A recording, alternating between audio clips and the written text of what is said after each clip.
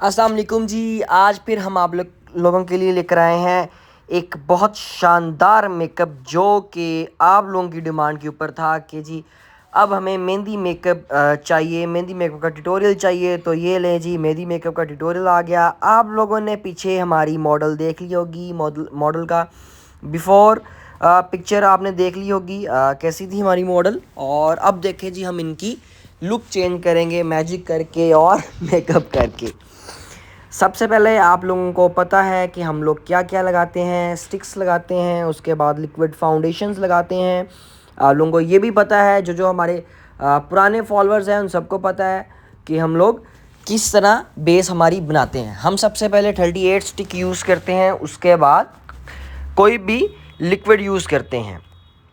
उन दोनों को मिला के हम फेस के ऊपर डैबिंग करते हैं। डैबिंग आप लोगों ने प्रेशर आप लोगों का ना ज़्यादा होना चाहिए ना कम होना चाहिए।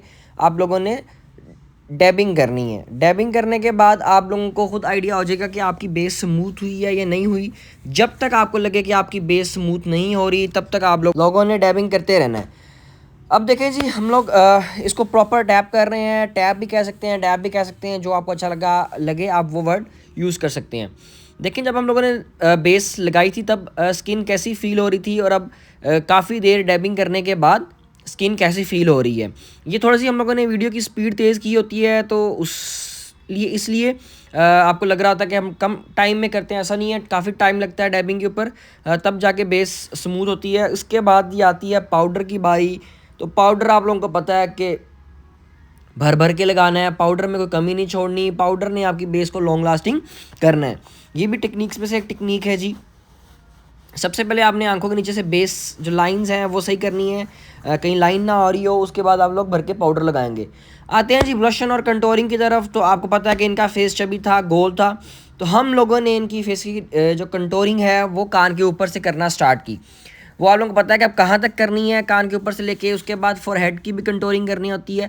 कंटोरिंग जाहिर सी बात है आप सबकी करेंगे। आप लोगों ने पाउडर लगा दिया पूरे फेस के ऊपर, जो अपने नेचुरल फीचर्स हैं वो छुप जाते हैं, तो इसलिए हम लोग हर चीज़ की कंटोरिंग बिल्कुल करेंगे। ये जी नाक थोड़ा सा इनका मोटा था, तो इसको हम ब्रीक दिखाने के लिए कैसी कंटोरिंग करेंगे। दोनों तरफ आपने भर के कंटोरिंग कर देनी है, और कोशिश करनी है कि जो लाइन आपने दरमियान में छोड़नी है वो ब्रीक सी लाइन हो, और वो इतनी ब्रीक हो कि नोज़ ब्रीक लगे। ये देखें जी, मेरे ख्याल से कंटोरिंग के दरमियान में काफ़ी नोज़ का डिफरेंस नज़र आने लग गया है। मुझे तो आप लोगों को भी नज़र आना चाहिए।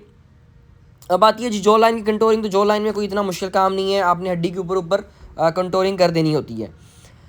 ब्लश ऑन बिल्कुल आपने स्ट्रेट रख के लगाना है। आप एप्पल शेप में भी लगा सकते हैं, it's all depends on you कि आप लोगों ने ब्लश ऑन किस तरह लगाना है। आज थोड़ी सी तबीयत नहीं ठीक, मुझसे बोला नहीं जा रहा, तो जाहिर सी बात थोड़ी सी मैं अटक अटक के भी बोल रहा हूँ, और मुझे सांस भी चढ़ रहा है बोले में, लेकिन गुजारा करिएगा प्लीज़ आप सब लोग।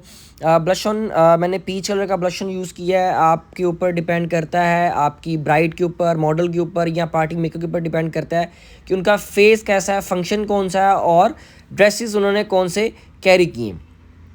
अब आते हैं जी आइज़ की तरफ। तो आप सबसे पहले आपने आइज़ के ऊपर बेस लगानी है। बेस लगाने के बाद ये जो मैं हाइलाइटर लगा रहा हूँ आंखों के ऊपर, थोड़ा सा हाईलाइट आंखों को शाइन देने के लिए, क्योंकि हमने ये एंड पे छोड़ना था, तो इसलिए हम लोगों ने ये हाइलाइटर लगाया। हाइलाइटर लगाने के बाद आपको पता है कि चलो एक मुझे स्केच मिल गया आंख का। स्केच मिलने के बाद मैंने स्टार्ट की तकरीबन आईब्रोज बनाना। तो आईब्रोज आपको पता है कि हम लोग कितनी ईजी टेक्निक से बनाते हैं। काफ़ी पिछली वीडियोस के अंदर ब्रोज के ऊपर हम लोगों ने काम किया है, और बहुत डिटेलिंग के साथ काम किया है। कोशिश करें कि आप लोग पिछली वीडियोस में देख लिया करें, जिनको इस वीडियोस के अंदर समझ नहीं आती। आईब्रोज को आपने फिल करना है। फिल करने के बाद आपने उनको शेप देनी है। अब शेप आप किस तरह सीखेंगे, शेप आप ड्राइंग की तरह सीखेंगे। कॉपीज़ के ऊपर शेप बनाया करें, अपने हाथों के ऊपर शेप बनाया करें, और डिफरेंट फेसेस की आईब्रोज किया करें, ताकि आपको शेप की समझ आ जाए। अब देखें जी, हम लोग सॉकेट के ऊपर, आई बॉल के ऊपर हम लोग शेड लगा रहे हैं। ना तो इनर कॉर्नर पे शेड लगा रहे हैं, ना ही आउटर कॉर्नर पे शेड लगा रहे हैं।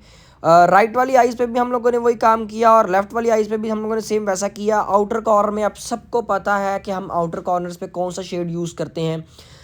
शेड्स तो खैर सारे यूज़ हो जाते हैं, लेकिन एक्चुअली मसला ये है कि जब तक हम लोग dark shade, black shade use ना करें, तब तक हमें मज़ा नहीं आता, और आँख की वो फिनिशिंग नहीं आती, आँख उस तरीके से उठती नहीं है। तो कोशिश किया करें कि आप लोग कम से कम थोड़ा से थोड़ा लाजमी डार्क शेड यूज़ करें, क्योंकि डार्क शेड से आपका ये है कि जब तक आप डार्क शेड नहीं यूज़ करते तब तक आपको वो आँख की आउटर कॉर्नर मेरे ख्याल से ऐसा लगता है कि जैसे आँख खाली खाली सी है।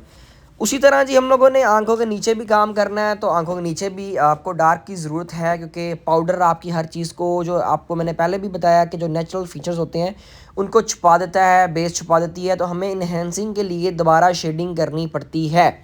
तो इस चीज़ को माइंड में रखेंगे, प्लीज़ दोबारा शेडिंग कर लिया करें, इसमें इतना मुश्किल काम नहीं है।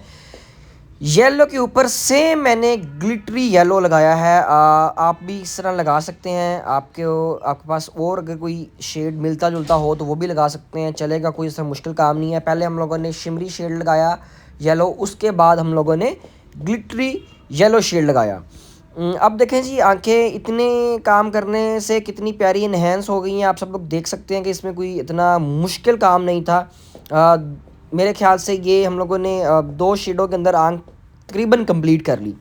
उसके बाद फिर जी जितना आप डार्क करेंगे उतना अच्छी आंख लगेगी, उतना अच्छा मेकअप लगेगा आपका। कोशिश किया करेंगे थोड़ा सा मेकअप डार्क करें, लेकिन मेकअप को इस तरीके से डार्क किया करें कि वो शेड आपके एक जगह पे स्टे मत करें, शेड आपके ब्लेंड होने चाहिए। जो भी आप शेडिंग कर रहे हैं उस शेड को ब्लेंडेड फॉर्म में आना चाहिए वो शेड, ही ऐसा ना लगे कि वो पे शेड खड़ा खड़ा है।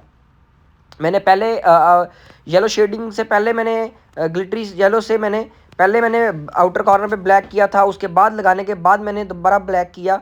तो आप लोग देख सकते हैं कि हमने एक दफ़ा में हम लोगों ने ब्लैक नहीं किया, आउटर कॉर्नर को, आंख को ब्लैक नहीं किया, हम लोगों ने 2-3 दफ़ा हम लोगों ने आहिस्ता आहिस्ता शेड लगाया दोनों तरफ। फिर आप लोगों ने जी वही काम करना है, आउटर कॉर्नर पे ब्लैक शेड लगाना है, नीचे भी आप लोगों ने डार्क शेड लगाना है। डार्क शेड लगाने के बाद मैंने नीचे लगाया पिंक कलर का शेड। पिंक के बाद अब जो शेड लग रहा है ये ऑरेंज कलर का शेड है, आप लोगों को नज़र भी आ रहा होगा। इस ऑरेंज कलर के शेड को ब्लेंड करने के लिए कोई भी लाइट सा ऑरेंज ले लें, लाइट सा पिंक ले लें, आप उसके साथ इसको ब्लेंड कर सकते हैं, इसमें कोई इतनी मुश्किल बात नहीं है। अब आते हैं जी, फिर मैंने थोड़ा सा डार्क शेड लिया आंखों के साथ, बिल्कुल वाटर लाइन के साथ साथ मैं देखें डार्क शेड दोबारा लगा रहा हूँ, आंख को दोबारा इन्हेंस कर रहा हूँ। शेडिंग आहिस्ता आहिस्ता होती है, एकदम शेडिंग नहीं होती। काफ़ी लोग यही गलती करते हैं, एक दफ़ा ही शेड उठा के लगाते हैं तो काम बहुत ख़राब हो जाता है। अब आते हैं जी पर्पल शेड की तरफ। ये पर्पल शेड लग रहा है, ये मीडियम सा पर्पल है, नॉट डार्क पर्पल है, लाइट पर्पल है। आप लोग भी इस तरह लगा सकते हैं। पता नहीं वीडियो में अब रेड आ रहा है, लेकिन ये मैंने पर्पल शेड लगाया था, आप लोग भी लगा सकते हैं। अब देखिए, मैं फिर इन शेड्स को ब्लेंड करने के लिए लाइट शेड चूज़ कर रहा हूँ। अब आते हैं जी ब्रो बोन की हाइलाइटर की तरफ। तो आपको पता है कि जब तक ब्रो बोन पे हाइलाइटर ना लगे तब तक तो मज़ा आता ही नहीं है। आंख ऊपर से खाली खाली लगती है, आंख की मेरे ख्याल से मुझे तो आईब्रोज़ भी खाली खाली लग रहे होते हैं, वो आईब्रोज़ भी मज़ा नहीं करा रहे होते। ये दोनों का जब कॉम्बिनेशन होता है, ये दोनों मिलते हैं तो बड़ा मज़े की एक आईब्रोज़ की भी लुक आने लग जाती है और आपके ब्रो बोन की भी लुक आने लग जाती है। मेरे ख्याल से ये लगाने के बाद आपकी आंख कंप्लीट होने की तरफ चले जाती है। आते हैं जी क्रीज लाइन की तरफ। तो क्रीज हम लोगों ने वही हल्का सा ब्लैक या डार्क शेड लगाया हुआ था, तो अब मैं थोड़ा सा क्रीज लाइन पे लाइक पर्पल पिंक शेड दे रहा हूँ। आप लोग भी दे सकते हैं। क्रीज लाइन पे आपके ऊपर डिपेंड करता है कि आप कौन सी क्रीज लाइन पे शेडिंग करना चाहते हैं। तो हम लोगों ने यहाँ पे थोड़ी सी पर्पल और पिंक की शेडिंग की और उसको थोड़ा सा ब्लेंड कर दिया। बस ये बात का ध्यान रखना है कि शेड्स आपके सारे ब्लेंड होने चाहिए। और जी इनर कॉर्नर की तरफ सेम वही जो हम लोगों ने हाइलाइटर लगाया था, उसी तरह हम लोग दोबारा वही हाइलाइटर लगा रहे हैं। तो देखिए उससे कितनी आंख के ऊपर फ़र्क आया है, कितनी चेंज हुई है। हालांकि देखें ऐसा लग रहा है कि येलो शेड है, लेकिन वहाँ पे येलो शेड नहीं है, ये वाइट हाइलाइटर हम लोग लगा रहे हैं। तो आप लोग भी लगा सकते हैं इस तरह। और ये एक टाइप ऑफ क्रीज भी बन रही है आँख की। अब आते हैं जी आखिरी लाइनर की तरफ। तो लाइनर आपको पता है कि लाइनर के बगैर आँख उठती नहीं है। कोशिश क्या करें, बेशक ब्रीक सा लाइनर लगा लें। यहाँ पे हम लोगों ने बहुत ब्रीक लाइनर लगाया, ये थोड़ा सा काफ़ी जूम है फेस के ऊपर तो आपको मोटा लग रहा होगा, लेकिन ये बहुत ब्रीक सी लाइन थी और बिल्कुल वाटर लाइन लैश लाइन के बिल्कुल साथ ये मैंने लाइन लगाई। आप लोग इस तरह ब्रीक लाइनर्स लगा सकते हैं, या आप लोग अगर मोटा लाइनर भी लगाना चाहते हैं तो वो आपके ऊपर डिपेंड करता है। विंग स्मज जो भी ब्लेंडेड जो भी करना चाहते हैं वो आपके ऊपर ऑल डिपेंड करता है। अब जी इनकी लैशेस इनकी बड़ी थी, तो हम लोगों ने इनकी लैशेस को मस्कारा लगाया, मस्कारा भी लगाया और कर्लर के साथ कर्ल भी किया, टर्न भी किया इनकी लैशेस को। तो आप लोग भी कोशिश किया करें कि लैशेस को टर्न किया करें, उससे एक अच्छी लुक आ जाती है। और मस्कारा लगाया, मस्कारा आप कोशिश क्या करें, ऐसा यूज़ करें कि जो आपकी लैशेज़ को जोड़े ना। जब आपकी लैशेज़ जुड़ जाती हैं तो बहुत अजीब सी लग रही होती हैं, तो मेरे ख्याल से कोशिश किया करें कि अच्छा मस्कारा यूज़ करें, उससे आपकी लैशेज़ जुड़ती नहीं हैं। अब आते हैं जी हाइलाइटर की तरफ, ब्रो बोन के हाइलाइटर की तरफ तो हम लोगों ने पहले लगा लिया था। चीक्स के हाइलाइटर की बात कर रहे हैं तो चीक्स के हाइलाइटर बहुत डिफरेंट कंपनीज़ हैं, बहुत डिफरेंट हाइलाइटर्स हैं। हर तरह का हाइलाइटर आपको मार्केट के अंदर मिलेगा, हर तरह के ब्रांड के ऊपर हाइलाइटर मिलेगा। ये भी हाइलाइटर था, टाइप ऑफ पिंक हाइलाइटर था ये जी मेरी एक स्टूडेंट ने दिया, उन्होंने कहा कि ये सर ये आज ट्राई करें, ये भी पिंकिश हाइलाइटर है, तो ये भी मैंने ट्राई किया, अच्छा था, पता नहीं किस कंपनी का था, मैं उससे पूछना भूल गया, और लेकिन अच्छा, इसकी भी अच्छी एक फिनिशिंग आई। अब आते हैं जी अपनी लिप्स की तरफ। तो लिप्स की शेप भी मैंने आपको बताया है पिछली वीडियोस में कि लिप्स पहले आप कोशिश किया करें कि पहले एक प्रॉपर लिप बना लिया करें, बेशक वो नीचे वाला बनाएं या वो ऊपर वाला बनाएं, ताकि आपको लिप्स की शेप समझ आ जाए और लिप्स बनाने में आसानी हो। अब देखिए मेरी हमेशा यही होती है कि मैं नीचे वाला लिप्स अक्सर ज़्यादा नीचे वाला लिप्स बनाता हूँ, क्योंकि मुझे ऊपर वाले लिप्स पर थोड़े से मुश्किल लगते हैं। नीचे वाले लिप्स मेरे जब बनाता हूँ तो फिर मुझे ऊपर वाले लिप्स के अंदर आसानी हो जाती है, मुझे शेप की समझ आ जाती है। तो इस तरह आप लोग भी ये काम कर सकते हैं, इतना कोई मुश्किल नहीं है। कॉपीज़ के ऊपर लिप्स की शेप बनाया करें, अपनी बाजू के ऊपर लिप्स की शेप बनाया करें, लिपस्टिक लगाया करें, उसके अंदर भरा करें, ताकि आपको लिप्स की शेप बनाना आए। देखिए कितनी प्यारी इनकी लिप्स की शेप बनी है। अब आते हैं जी लास्ट हमारी लैशेज़ की तरफ। तो लैशेज़ का बहुत मेन इम्पोर्टेंट रोल होता है आपके पूरे मेकअप के अंदर, आपकी आंखों के अंदर ख़ास तौर पे। जितनी प्यारी लैशेज़ होंगी उतनी प्यारी आपकी आंखें और मेकअप लगेगा, ये भी हकीकत है। आपकी ब्रांडिंग के साथ साथ आपकी लैशेज़ भी अच्छी, और मेरे ख्याल से अच्छी लैशेज़ महंगी थोड़ी सी होती हैं, कॉस्टली होती हैं। जब आपकी शूट वगैरह या ब्राइड होती हैं तो कोशिश क्या करें उनको अच्छी लैशेज़ लगाया करें। लैश को कोशिश किया करें कि बिल्कुल वाटर लाइन के साथ, लैश लाइन के बिल्कुल साथ लगाया करें। अक्सर आप लोग जो वीडियोस भेजते हैं तो वो लैश थोड़ी सी ऊपर ऊपर होती है, तो वो अच्छी नहीं लग रही होती। ये जी हमारी ब्राइड की पिक्चर थी बिफोर, और ये हमारी ब्राइड की आफ्टर लुक है। आप सब ने बताना है कि आपको ये मेकअप कैसा लगा है, आपको मेकअप पसंद आया है, और आप कमेंट्स में बता दिया करें जो जो आपने लुक्स देखनी होती हैं। हम लोग आपके कमेंट्स पढ़ते भी हैं, रीड भी करते हैं, उनका रिप्लाई भी अक्सर करते हैं। इंशाल्लाह मिलेंगे एक नए ट्यूटोरियल के साथ। अपना ख्याल रखिएगा एंड जी अल्लाह हाफिज़।